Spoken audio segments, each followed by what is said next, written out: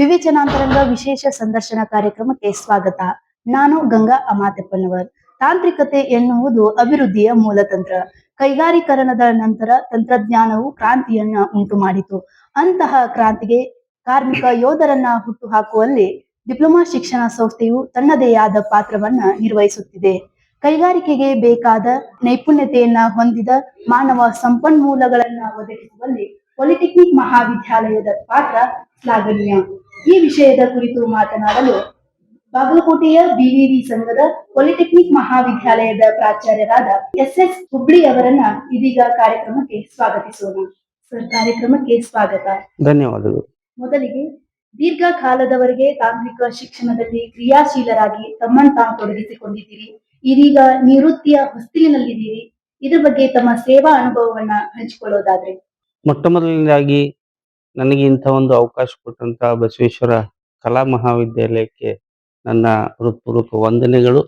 ಹಾಗೂ ಈ ಒಂದು ಚಟುವಟಿಕೆಯಲ್ಲಿ ಪಾಲ್ಗೊಂಡಿರುವಂತಹ ಎಲ್ಲ ವಿದ್ಯಾರ್ಥಿ ಸಮೂಹಕ್ಕೆ ನನ್ನ ಅಭಿನಂದನೆಯನ್ನು ಹೇಳ್ತಾ, 8/9/1988ರಂದು ನಾನು ಉಪನ್ಯಾಸಕ ಹುದ್ದೆಗೆ BVS ಪಾಲಿಟೆಕ್ನಿಕ್ನಲ್ಲಿ ಸೇರಿದೆ.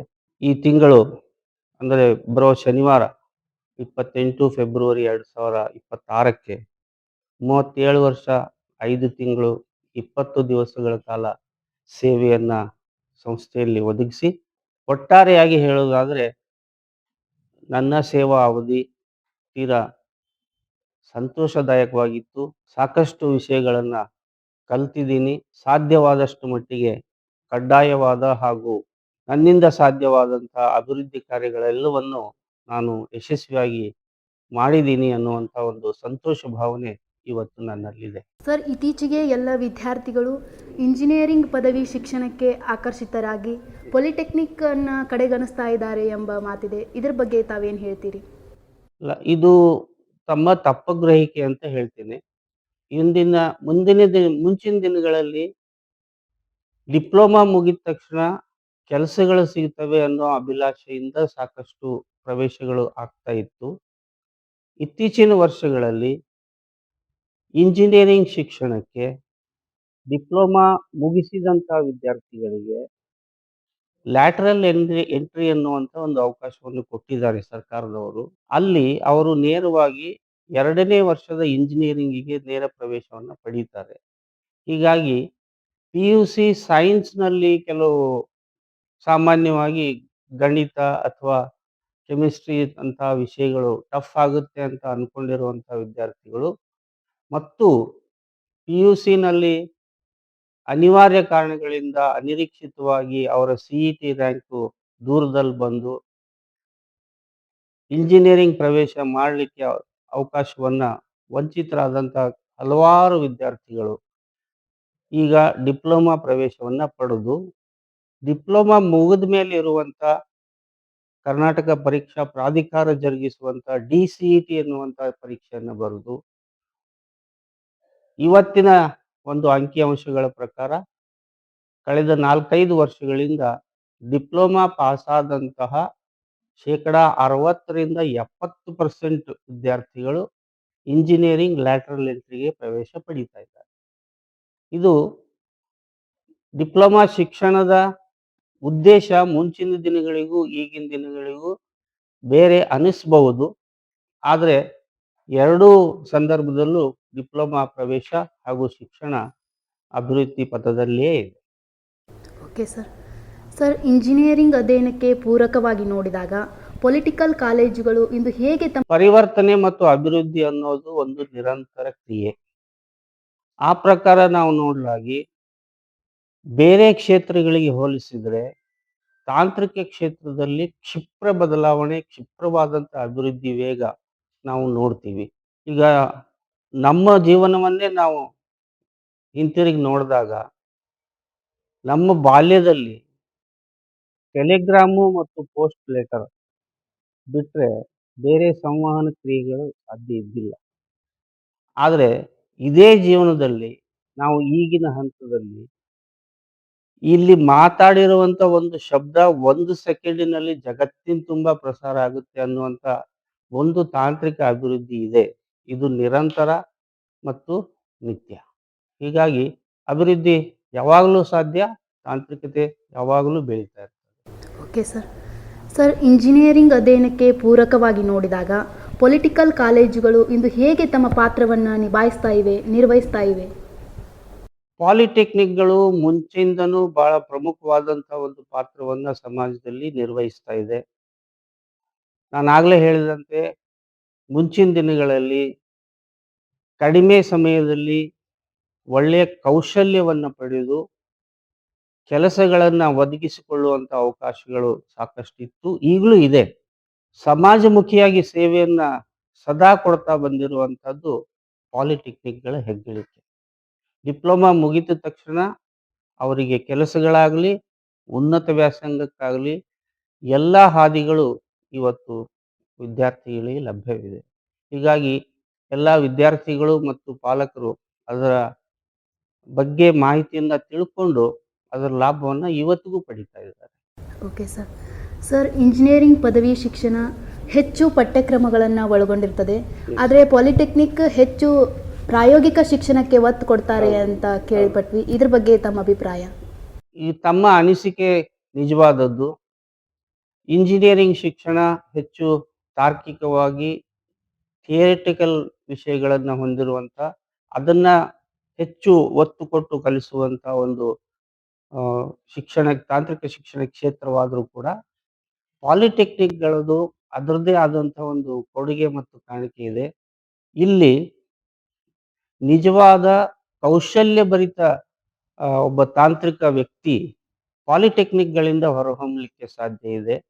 ಈಗ ಒಂದು ಸಂಸ್ಥೆ ಅಥವಾ ಒಂದು ವ್ಯವಸ್ಥೆ ಅಥವಾ ಒಂದು ಇಂಡಸ್ಟ್ರಿನಲ್ಲಿ ತಾವು ಉದಾಹರಣೆ ತೆಗೆದುಕೊಂಡ್ರೆ, ಪ್ರತಿ ಮಷೀನಿಗೆ ಮುಂಚೆ 4 ರಿಂದ 5 ಜನ ಆಪರೇಟರ್ಸ್ ಬೇಕಾದರೆ, ಇವತ್ತಿನ ಅಡ್ವಾನ್ಸ್‌ಮೆಂಟ್ ಇನ್ ಟೆಕ್ನಾಲಜಿ ನೋಡಿದಾಗ ಒಂದು ಮಷೀನಿಗೆ ಒಬ್ಬರು ಆಪರೇಟರ್ ಬೇಕಾಗಬಹುದು. ಆದರೆ 10 ಜನ, 20 ಜನ ಆಪರೇಟರ್ ಮೇಲೆ ಒಬ್ಬರು ಸೂಪರ್ವೈಸರೋ, ಮ್ಯಾನೇಜರೋ ಬೇಕಾದಂತ ಪರಿಸ್ಥಿತಿ ಇವತ್ತಿದೆ.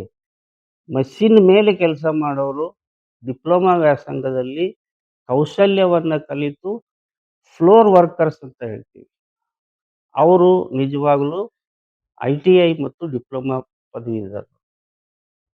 ಸೂಪರ್ವೈಸರ್ ಮತ್ತು ಮೇಲಿನ ಹಂತದ ಕಾರ್ಯವನ್ನ ನಿರ್ವಹಿಸುವವರು ತಾವು ಹೇಳಿದಾಗೆ ಇಂಜಿನಿಯರಿಂಗ್ ಮಾಡಿದಂಥ ವಿದ್ಯಾರ್ಥಿಗಳು ಇರ್ಬೋದು. ಹೀಗಾಗಿ ಸಮಾಜಕ್ಕೆ, ಉದ್ಯೋಗ ಕ್ಷೇತ್ರಕ್ಕೆ ನಿಜವಾದ ಕೆಲಸಗಾರರನ್ನ ಹುಟ್ಟಾಕ್ತಾ ಇರೋದು ಪಾಲಿಟೆಕ್ನಿಕ್. Okay sir. ಡಿಪ್ಲೊಮಾ ಪದವಿ ಪಡೆದ ವಿದ್ಯಾರ್ಥಿಗಳಿಗೆ ಉದ್ಯೋಗ ಅವಕಾಶಗಳು ವಿಪುಲವಾಗಿವೆ. ಮುಂಚೆನೂ ಇತ್ತು, ಈಗಲೂ ಇದೆ, ಮುಂದೇನೂ ಇರುತ್ತೆ. ನನ್ನ ಅನಿಸಿಕೆ ಪ್ರಕಾರ ಮುಂಚಿನ ದಿನಗಳಲ್ಲಿ ನೇರವಾಗಿ ಉದ್ಯೋಗಕ್ಕೆ ಸೇರ್ತಾ ಇದ್ರು ಡಿಪ್ಲೊಮಾ ಪದವಿಯನ್ನು ಪಡೆದಂಥವರು. ಇತ್ತೀಚಿನ ದಿನಗಳಲ್ಲಿ ನಾನು ಹೇಳಿದೆ ಆಗಲೇ, ಲ್ಯಾಟರಲ್ ಎಂಟ್ರಿ ಮುಖಾಂತರ ಉನ್ನತ ವ್ಯಾಸಂಗಕ್ಕೆ ಅವಕಾಶ ಇರೋದರಿಂದ ಸಾಕಷ್ಟು ಡಿಪ್ಲೊಮಾ ವಿದ್ಯಾರ್ಥಿಗಳು ಉನ್ನತ ವ್ಯಾಸಂಗಕ್ಕೆ ಹೋಗ್ತಾ ಇದ್ದಾರೆ. BE ಮಾಡ್ತಾರೆ, MTech ಮಾಡ್ತಾರೆ, PhD ಮಾಡ್ತಾರೆ. ನಮ್ಮ ಹಳೆಯ ವಿದ್ಯಾರ್ಥಿಗಳೇ ಈ ಮಟ್ಟದವರೆಗೂ ಬೆಳೆದು ಇವತ್ತು IITಗಳಲ್ಲಿ ಪ್ರೊಫೆಸರ್‌ಗಳಾಗಿರೋ ಉದಾಹರಣೆಗಳು ಇದೆ.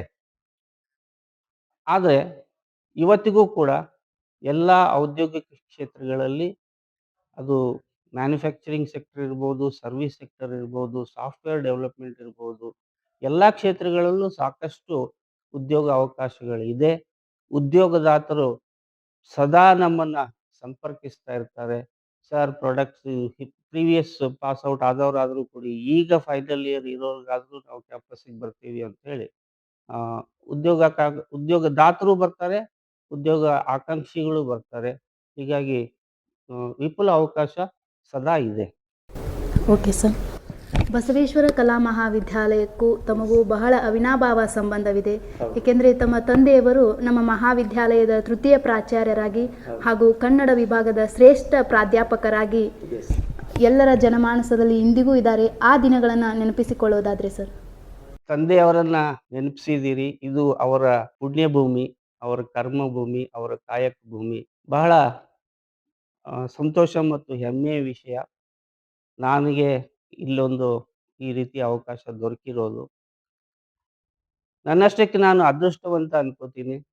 ಯಾಕೆಂದ್ರೆ ಅವರು ಕಾಯಕವನ್ನ ನಿರ್ವಹಿಸ್ತಾ ಇರುವಾಗ ನಾವಿಲ್ಲೇ ಕ್ಯಾಂಪಸ್‌ನಲ್ಲಿರುವಂಥ ಕ್ವಾರ್ಟರ್ಸ್‌ಗಳಲ್ಲಿ ವಾಸ ಮಾಡ್ತಾ ಇದ್ವಿ. ನಾನಿನ್ನೂ ವಿದ್ಯಾರ್ಥಿಯಾಗಿದ್ದೆ. ಪಿಯುಸಿ ಮತ್ತು ಇಂಜಿನಿಯರಿಂಗ್ ಶಿಕ್ಷಣವನ್ನ ನಾನು ಕಲಿತಾ ಇದ್ದೆ. ಆವಾಗ ಅವರು ಇಲ್ಲಿ ಸೇವೆ ಸಲ್ಲಿಸ್ತಾ ಇದ್ರು. ಅದಕ್ಕಿಂತ ಮುಂಚೆ ಕೂಡ ನಾವಿಲ್ಲಿ ಹಲವಾರು ಬಾರಿ ಭೇಟಿ ಕೊಟ್ಟಿದ್ದೀವಿ. ನಮಗೆ ಇದೊಂದು ಪುಣ್ಯಭೂಮಿ. ಈ ಸಂಸ್ಥೆ ನಮಗೆ ಸಾಕಷ್ಟು ಅವಕಾಶಗಳನ್ನು ಕೊಟ್ಟಿದೆ. ಅಭಿವೃದ್ಧಿಗಾಗಿ ಸಹಕಾರ ಕೊಟ್ಟಿದೆ ಮತ್ತು ಇಂಥ ಒಂದು ಜೀವನವನ್ನ ರೂಪಿಸಿಕೊಳ್ಳಿಕ್ಕೆ ನಾವಿವತ್ತೇನು ನಮ್ಮ ಜೀವನವನ್ನ ಖಾಸಗಿಯಾಗಿ ಆಗಲಿ, ಕೌಟುಂಬಿಕವಾಗಲಿ ಆಗಲಿ, ಔದ್ಯೋಗಿಕವಾಗಿ ಆಗಲಿ, ಜ್ಞಾನದ ಮುಖಾಂತರವಾಗಲಿ, ನಾವೇನು ಇವತ್ತು ಒಂದು ಸಂತುಷ್ಟ ಭಾವನೆಯಲ್ಲಿದ್ದೀವಿ, ಅದಕ್ಕೆಲ್ಲ ಕಾರಣ ನಮ್ಮ ಬಸವೇಶ್ವರ ವೀರಶೈವ ವಿದ್ಯಾವರ್ಧಕ ಸಂಘ ಮತ್ತು ಬಸವೇಶ್ವರ ಕಲಾ ಮಹಾವಿದ್ಯಾಲಯದ ಈ ಪುಣ್ಯಭೂಮಿ ಮತ್ತು ನಮ್ಮ ಪೂಜ್ಯ ತಂದೆಯವರು. ಸರ್, ನಿವೃತ್ತಿ ಪ್ರತಿಯೊಬ್ಬರಿಗೂ ಅನಿವಾರ್ಯ. ನಿವೃತ್ತಿಯ ಜೀವನ ಸಿದ್ಧತೆ ಹೇಗಿದೆ? ನಿವೃತ್ತಿ ಜೀವನಕ್ಕೆ ಸಿದ್ಧತೆ ಅಂತ ಹೇಳಿದ್ರೆ ಅಷ್ಟಾಗಿ ನಾನು ಆ ಬಗ್ಗೆ ಇನ್ನೂ ಹ್ಮ್, ನನ್ನ ಚಿಂತನೆಗಳನ್ನು ಮಾಡಿಲ್ಲ. ಯಾಕೆಂದರೆ ನಾನು ಒಂದು ರೀತಿ ನಂಬಿರುವಂಥ ವಿಚಾರ ಅಂತಂದರೆ ದೇವರನ್ನು ನಂಬ್ತೀನಿ. ದೇವರು ತೋರಿಸಿದ ಹಾದಿಲಿ ನಾವು ನಡಿಬೇಕು ಅನ್ನುವಂಥದ್ದು ಅನಿವಾರ್ಯ ಅನ್ನೋದು ನನಗೆ ಮನದಟ್ಟಿದೆ. ಹೀಗಾಗಿ ಆ, ಸಿಕ್ಕ ದಾರಿಗಳಲ್ಲಿ ಸೂಕ್ತ, ನನ್ನ ಮನಸ್ಸಿಗೆ ಒಪ್ಪುವಂಥ, ನನ್ನ ಸ್ವಭಾವಕ್ಕೆ ಒಪ್ಪುವಂಥ ಕಾರ್ಯಗಳನ್ನು ನಿರ್ವಹಿಸ್ತಾ, ನಾನು ಮುಂಚಿನಿಂದನೂ ಶಿಕ್ಷಣ ಕ್ಷೇತ್ರದಲ್ಲಿ ನನ್ನ ಸೇವೆ ಒದಗಿಸಬೇಕು ಅನ್ನುವಂಥ ಇಚ್ಛೆಯಿಂದನೇ ನಾನು ಈ ಶಿಕ್ಷಕ ವೃತ್ತಿಯನ್ನು ಸೇರಿದಂಥವನು.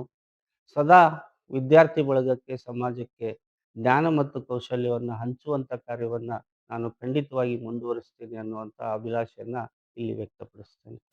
Okay sir. Sir, civil engineering ವಿಷಯ ತುಂಬ ವಿಸ್ತೃತವಾದದ್ದು. ಆದರೆ ಅಧ್ಯಯನದ ನಂತರ ಉದ್ಯೋಗಗಳು ಕಡಿಮೆ ಅನ್ನುವ ಆರೋಪ ಕೇಳಿ ಬರ್ತಾ ಇದೆ. ಇದ್ರ ಬಗ್ಗೆ ತಮ್ಮ ಅಭಿಪ್ರಾಯ? ಬಹುಶಃ ಈ ವಿಚಾರವನ್ನು ತಮಗೆ ತಿಳಿಸಿದವರು ತಪ್ಪು ಗ್ರಹಿಕೆಯಲ್ಲಿದ್ದಾರೆ ಅನ್ಕೋತೀನಿ. ಯಾಕೆಂದರೆ ಸಿವಿಲ್ ಇಂಜಿನಿಯರಿಂಗ್ ಅನ್ನೋದು ನಾಗರಿಕತೆಯಿಂದನೇ ಶುರುವಾದದ್ದು. ಯಾವತ್ತು ಮಾನವ ನಾಗರಿಕ ಜೀವನವನ್ನು, ಒಟ್ಟು ಜೀವನವನ್ನು, ಒಂದು ಮನೆ ಕಟ್ಕೋಬೇಕು, ಕೂಡಿರಬೇಕು ಅನ್ನುವಂಥ ವಿಚಾರದಿಂದ ಏನು ಅಭಿವೃದ್ಧಿ ಆಗ್ತಾ ಬಂತು, ಆವತ್ತಿನಿಂದನೂ ಸಿವಿಲ್ ಇಂಜಿನಿಯರಿಂಗ್ ಇದೆ. ಜೀವನ ಸಮಾಧಾನಕರವಾಗಿರಬೇಕು, ಸುಖಮಯವಾಗಿರಬೇಕು ಅಂತಂದರೆ ಸಿವಿಲ್ ಇಂಜಿನಿಯರಿಂಗ್ ಬೇಕೇ ಬೇಕು.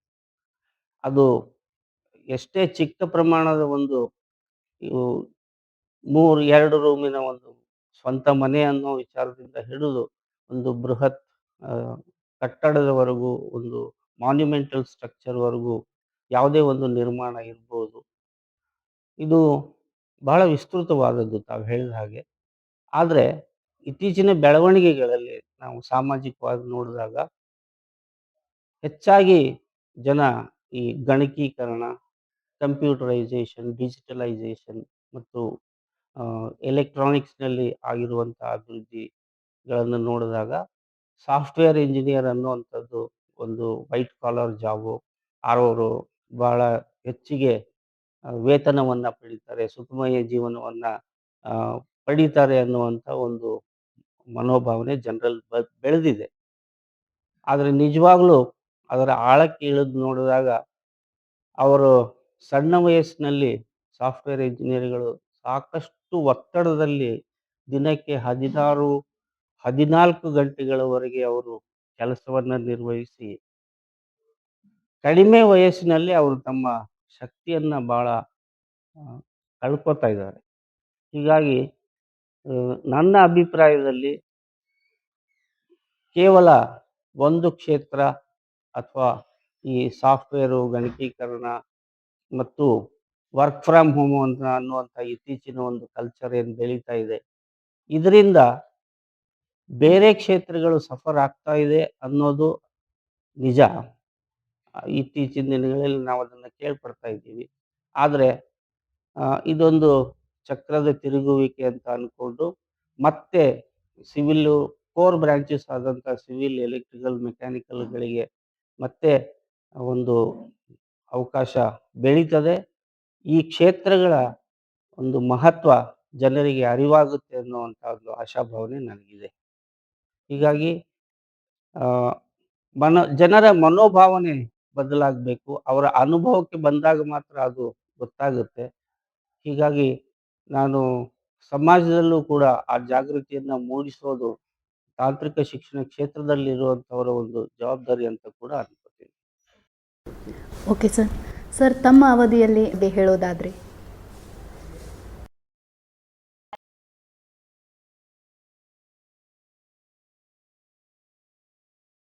ನೋಡಿ, ಮೊಬೈಲ್ ಅನ್ನೋದು ಇವತ್ತು ಸಣ್ಣ ಮಗುವಿನಿಂದ ವಯಸ್ಸಾದವರವರೆಗೂ ಬಳಸುವಂತ ಒಂದು ಸಾಧನ. ಆ ಸಾಧನಕ್ಕೆ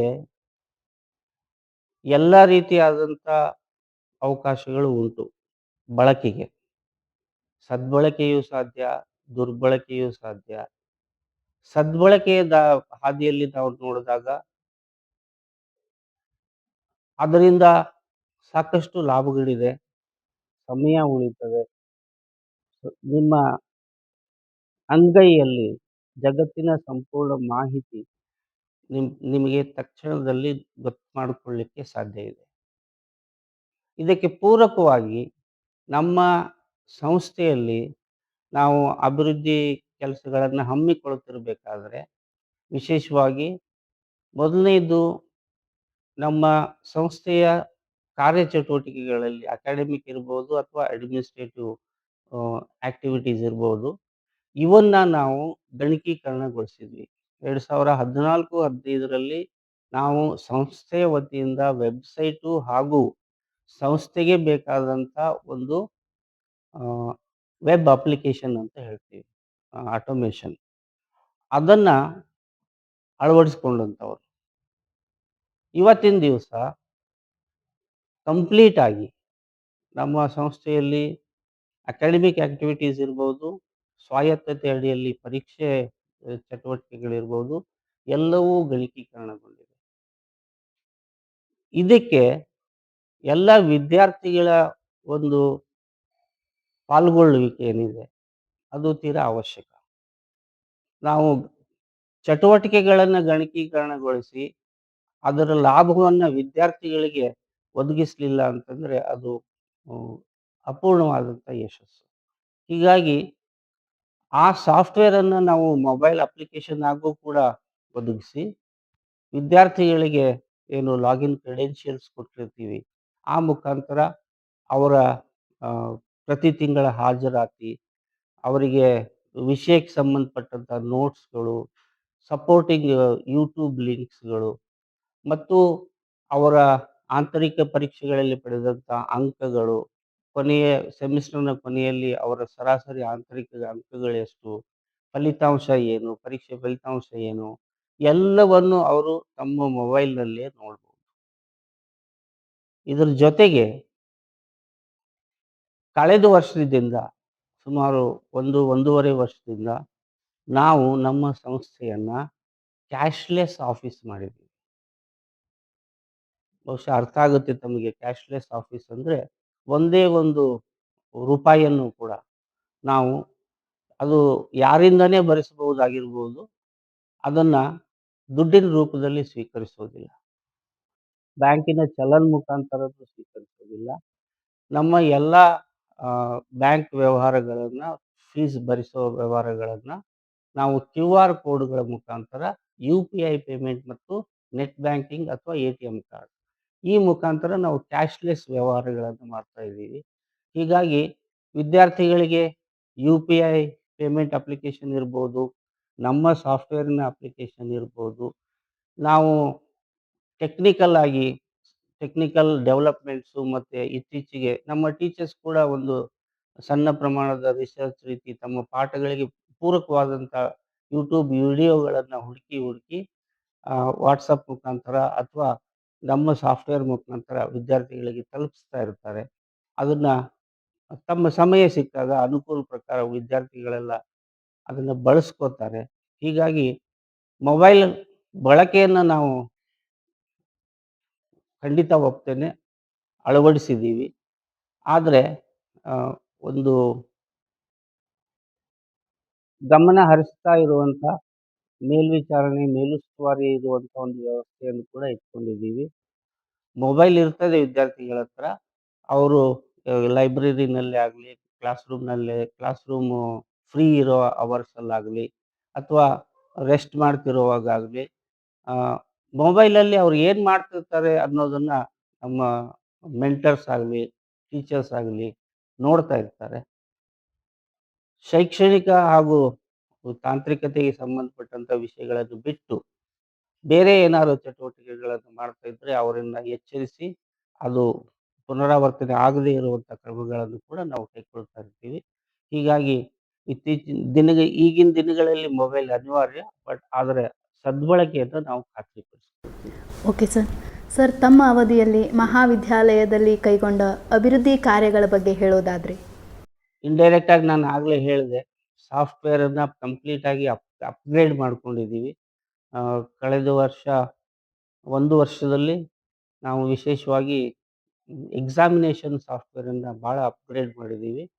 ಎಲ್ಲ ಆಂತರಿಕ ಅಂಕಗಳನ್ನು ಶಿಕ್ಷಕರೇ ಆ ವೆಬ್ ಅಪ್ಲಿಕೇಶನ್ನಿಗೆ ಅಪ್‌ಲೋಡ್ ಮಾಡ್ತಾರೆ.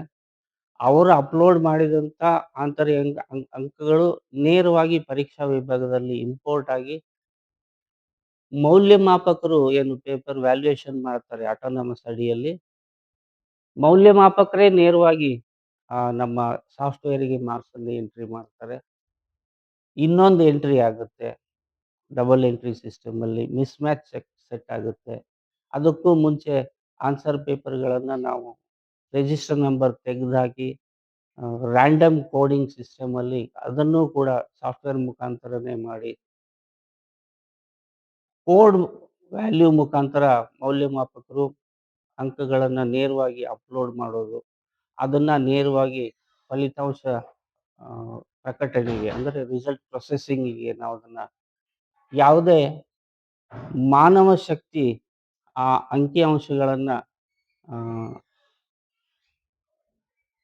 ಟಚ್ ಮಾಡದೇನೆ ನೇರವಾಗಿ ಗೌಪ್ಯವಾಗಿ ಕೆಲಸಗಳು ಆಗೋ ಹಾಗೆ ನಾವು ಅದನ್ನು ಅಪ್‌ಗ್ರೇಡ್ ಮಾಡಿದ್ದೀವಿ. ಫಲಿತಾಂಶ ಪ್ರೊಸೆಸ್ ಆಗುತ್ತೆ, ರಿಸಲ್ಟ್ ಶೀಟ್‌ಗಳು ಪ್ರಿಂಟ್ ಆಗುತ್ತೆ, ವೆಬ್‌ಸೈಟಿಗೆ ರಿಸಲ್ಟ್ ಬರುತ್ತೆ. ಎಲ್ಲವೂ ಕೂಡ ಒಂದು ಗಣಕೀಕರಣದ ಅಭಿವೃದ್ಧಿ ಈ 1 ವರ್ಷದಲ್ಲಾಗಿದೆ. ಕ್ಯಾಶ್‌ಲೆಸ್ ಆಫೀಸ್ ಬಗ್ಗೆ ನಾನು ಆಗಲೇ ಮಾತಾಡಿದೆ.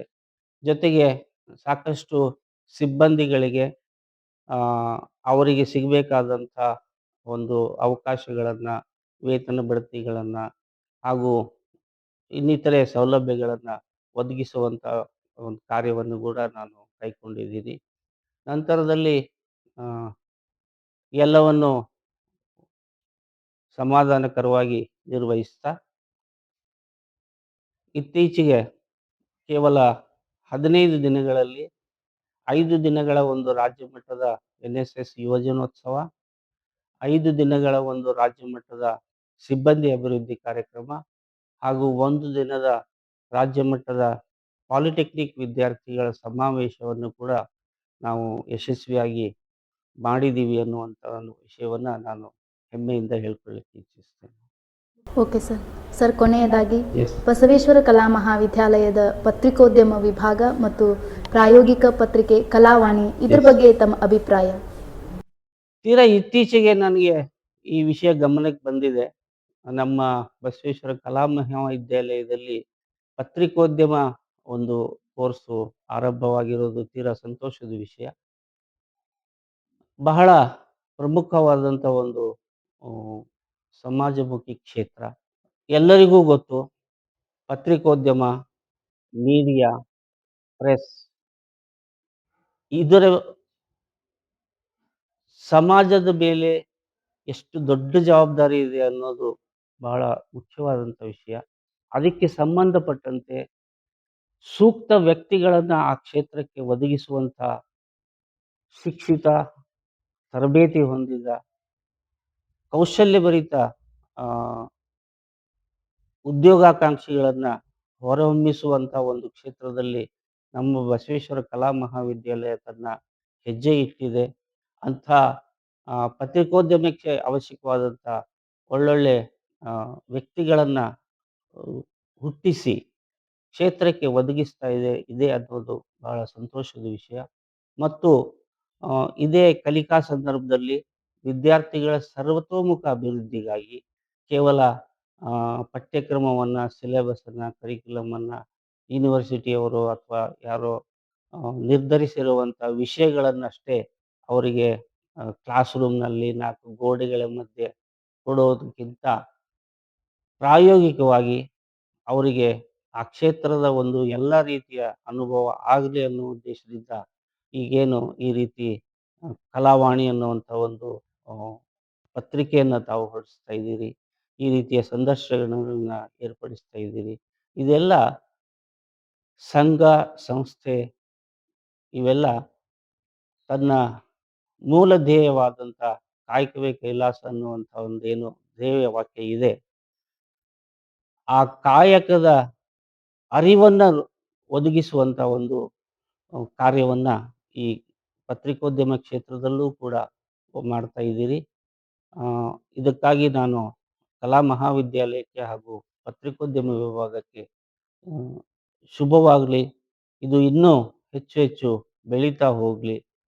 ಸಮಾಜಕ್ಕೆ ಜವಾಬ್ದಾರಿಯುತ ಪತ್ರಿಕೋದ್ಯಮದ ಕ್ಷೇತ್ರದ ವ್ಯಕ್ತಿಗಳು, ಪತ್ರಕರ್ತರು, ಮೀಡಿಯಾ ಪೀಪಲ್, ನ್ಯೂಸ್ ರೀಡರ್ಸ್ ಎಲ್ಲ ಕ್ಷೇತ್ರಗಳಲ್ಲಿ ಹೊರಹೊಮ್ಮಲಿ.